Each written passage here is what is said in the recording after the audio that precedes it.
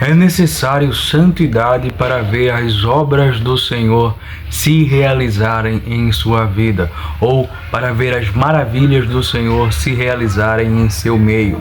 Nosso texto base está lá em Josué capítulo 3 e o versículo 5. Vamos ler todos juntos. Então Josué disse ao povo: purifiquem-se, em outras traduções diz: santificai-vos, pois amanhã o Senhor fará grandes maravilhas entre vocês. Tem uma outra tradução que diz: o Senhor fará ou realizará grandes maravilhas em seu meio, no caso aqui, no meio do povo de Israel. Santidade é preciso. A santidade é extremamente necessária no relacionamento com Deus. No caso, o cristão deve ser santo. O que é ser santo? Ser santo é ser separado para algo ou para alguém. No caso do crente, do cristão, ele é separado para Deus e para o seu reino. Santidade é uma ordem ou um chamado do Senhor, como nós vimos lá em 1 Pedro capítulo 1, versículos 15 e 16. A 1 Pedro capítulo 1, versículos 15 e 16. Agora, porém, sejam santos em tudo que fizerem, como é santo aquele que os chamou. Pois as Escrituras dizem: sejam santos, porque eu sou santo. Santidade é uma ordenança ou um chamado de Deus para todo o seu povo. Se você se diz parte do povo de Deus e não anda em santidade, você está enganando a si mesmo. Assim como o povo de Israel se purificava de qualquer impureza que era apontada pela lei, ou se santificava, se distanciava dos costumes dos povos ao redor, o cristão deve se purificar de qualquer impureza que é condenada pela palavra de Deus, ou se distanciar de todos os costumes ou estilo de vida do mundo. Isso se ele quiser receber os milagres do Senhor em sua vida e ter a presença de Deus na sua vida. Quem é amigo do mundo é automaticamente constituído como inimigo de Deus. Epístola de Tiago, ou Carta de Tiago, capítulo 4 e o versículo 4. Vamos ler para você aprender, para eu aprender também, para nós aprendermos mais sobre o que é ser amigo do mundo e inimigo de Deus. Vamos lá, livro de Tiago, capítulo 4, versículo 4. Adúlteros, não percebem que a amizade com o mundo os torna inimigo de Deus? Repito, se desejam ser amigos do mundo, tornam-se inimigos de Deus. É forte, hein? Nós só somos amigos de quem somos muito íntimos ou de quem conhecemos bastantes. Amigos, eles têm interesses em comuns e confidenciam segredos, os que os tornam bastante parecidos e também muito próximos.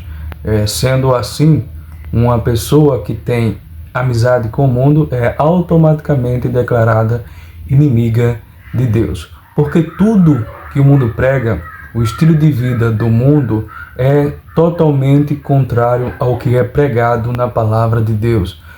Os princípios que o mundo estabelece são totalmente contrários aos princípios que estão estabelecidos na palavra de Deus. Ou seja, um é inimigo do outro, estão em lados opostos e você tem que escolher qual lado você quer estar.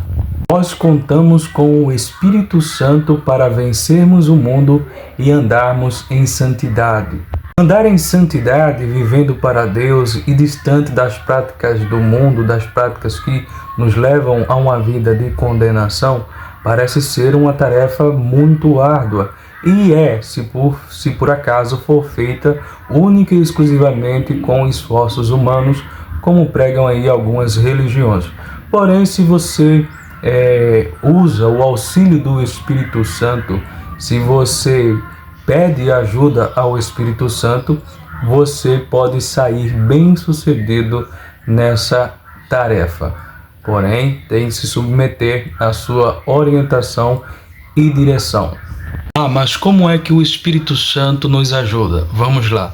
Primeiramente, o Espírito Santo intercede por nós, como diz Romanos capítulo 8, versículos 26 e 27.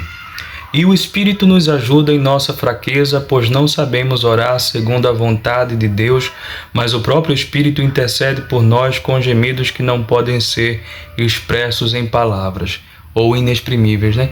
E o Pai, que conhece cada coração, sabe quais são as intenções do Espírito, pois o Espírito intercede por nós, o povo santo, segundo a vontade de Deus. O Espírito Santo nos convence do pecado, da justiça e do juízo, como nos diz o livro de João, capítulo 16, versículos de 7 a 11. Vamos lá. Mas na verdade é melhor para vocês que eu vá, pois se eu não for, o encorajador ou o consolador não virá. Se eu for, eu o enviarei a vocês. Quando ele vier, convencerá o mundo do pecado, da justiça e do juízo. Do pecado, porque o mundo se recusou a crer em mim.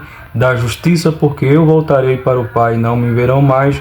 Do juízo, porque o governante deste mundo já foi condenado.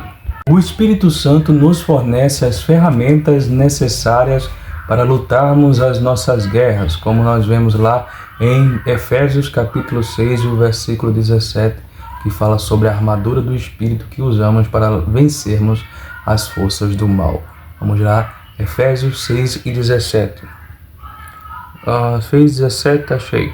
Usem a salvação como capacete e empunhem a espada do Espírito, que é a palavra de Deus. Os frutos do Espírito Santo são capazes de fazer o ser humano viver uma vida exemplar diante da sociedade e diante de Deus. Livro de Gálatas, capítulo 5, versículos 22 e 23, que nos fala sobre os frutos do Espírito Santo. Mas o Espírito produz este fruto: amor, alegria, paz, paciência, amabilidade, bondade, fidelidade, mansidão e domínio próprio. Não há lei contra essas coisas. Uma pessoa que tem essas características, dificilmente ela vai dar trabalho à sociedade, à igreja, a Deus, a ninguém. Vai ser uma pessoa de caráter ímpar. Conclusão: a santidade é um processo onde o esforço humano, coordenado com a ajuda do Espírito Santo, faz com que uma pessoa vença o mundo e viva única e exclusivamente para Deus, seguindo os princípios bíblicos e andando de acordo com a vontade do Pai, livre de qualquer impureza e influência do mundo, do pecado e da sua natureza humana sobre a sua vida. Ela é extremamente necessária, é indispensável para aquela pessoa que quer ver as maravilhas de Deus acontecerem em sua vida. O povo de Israel se distanciava dos costumes dos povos ao redor e também se purificava das impurezas que eram condenadas pela lei. O cristão se distancia do estilo de vida do mundo, dos prazeres da carne e do pecado e vive uma vida onde ele não se mistura ou se torna impuro pelas impurezas que estão condenadas pela palavra, ou seja, uma vida de santidade, uma vida de separação, de purificação.